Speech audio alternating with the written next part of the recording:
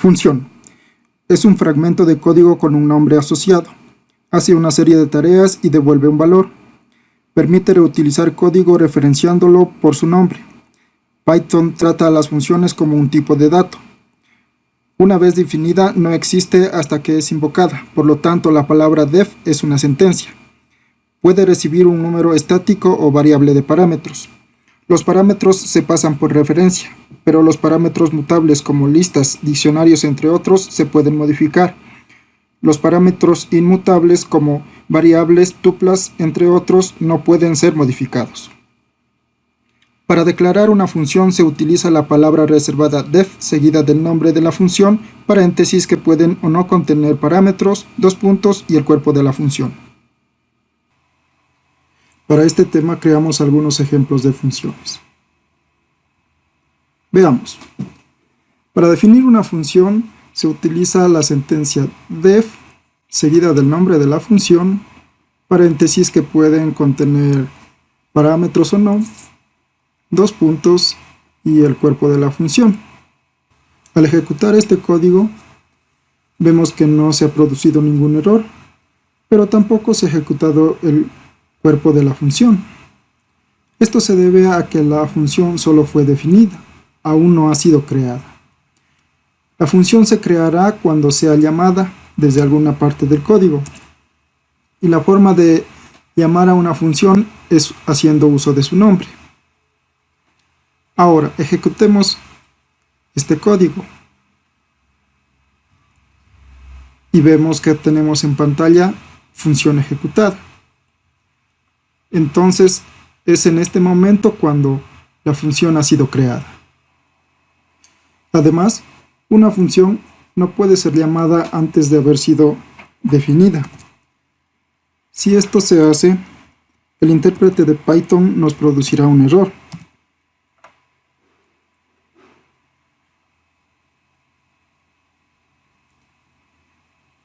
Siempre, antes de poder llamar a una función, se la debe haber definido.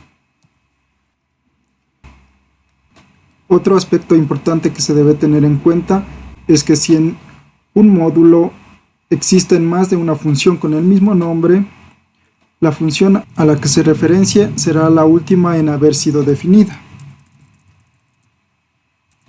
Y será esa la que se ejecute.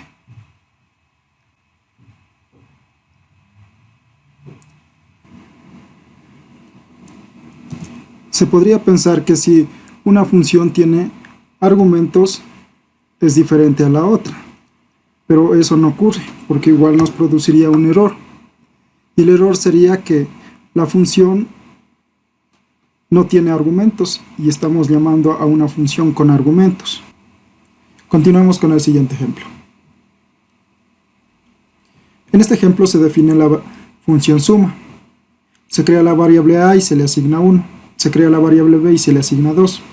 Se llama a la función suma y se le envía a y b. Se crea la función suma y recibe como parámetros c y d. Vemos que el nombre de las variables que se reciben es diferente al nombre de las variables que se enviaron.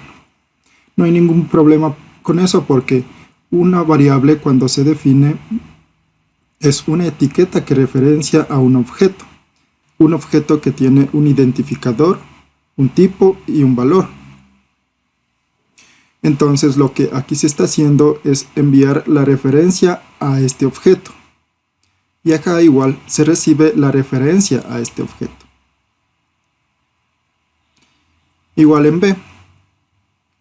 Lo que se envía es una referencia a este objeto y acá se recibe la referencia a este mismo objeto. Continuemos. Se crea una variable resultado a la que se le va a asignar c más d. Y luego se va a imprimir en pantalla este resultado. Ejecutemos.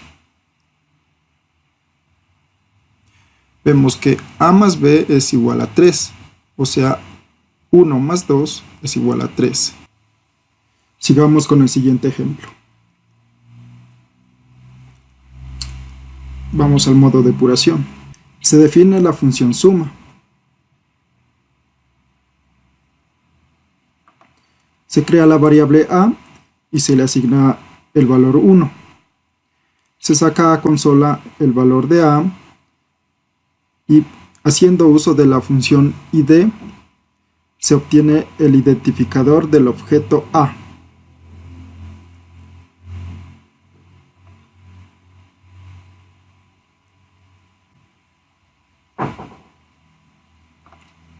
Se declara una variable b y se le asigna el valor 3.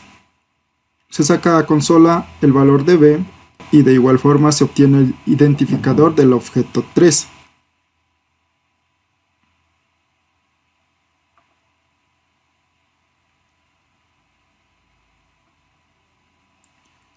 Se crea una lista, se la imprime y se obtiene el identificador de esa lista.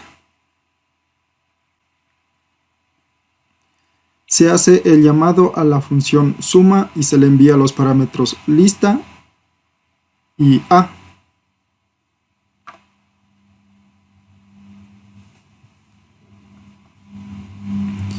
Se crea la función suma, recibe los parámetros lista, la variable A y la variable B. Pero nosotros llamamos a una función que tiene 2 parámetros y esta función tiene 3 parámetros y no nos ha dado error. Esto se debe a que la variable b está inicializada con un valor por defecto. ¿Qué es ese valor por defecto?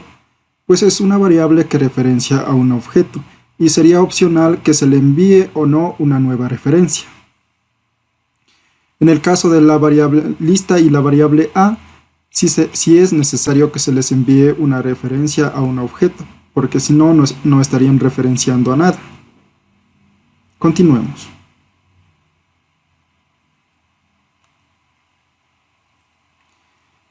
Se imprime en consola el objeto A y su identificador. Vemos que el identificador es el mismo de la variable externa a la función, es igual al identificador de la variable que está dentro de la función. Se imprime la variable b y su identificador.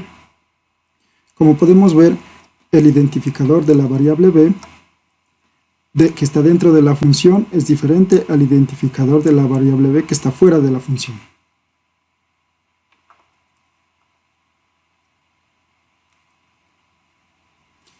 Creamos la variable resultado y le asignamos el objeto con valor 0. Haciendo uso de la sentencia for, recorremos los elementos de la lista y los vamos sumando. La suma de estos elementos se le va asignando a la variable resultado. Luego, a resultado se le asigna el resultado de haber sumado los elementos de la lista más a y más b. A la variable a se le asigna 400. En este momento, la variable a deja de referenciar al objeto con valor 1 y empieza a referenciar a un nuevo objeto con valor 400. Como podemos ver, los identificadores son distintos. Pero ¿por qué no se cambió el valor de la variable a en vez de cambiarse la referencia? Se debe a que como es un objeto inmutable, su valor no puede ser cambiado.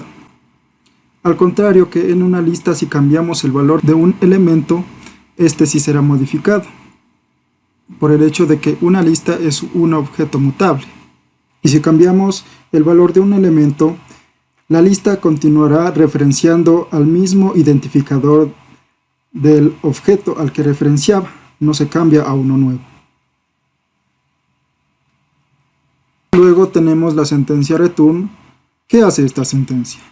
Esta sentencia lo que hace es devolver un objeto a donde se llamó a la función. En este caso lo que está devolviendo será el valor de resultado a donde fue llamada la función. Otro aspecto importante a tener en cuenta sobre la sentencia return es que ésta finaliza la función dentro de la cual se encuentra. La posición de la sentencia return es importante, ya que ésta hará que la función finalice y por lo tanto, si hay código que les siga, este código ya no se ejecutará.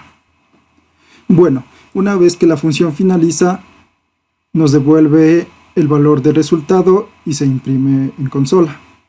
Resultado es igual a 21. y se imprime la variable A con su identificador, la variable B con su identificador y la lista.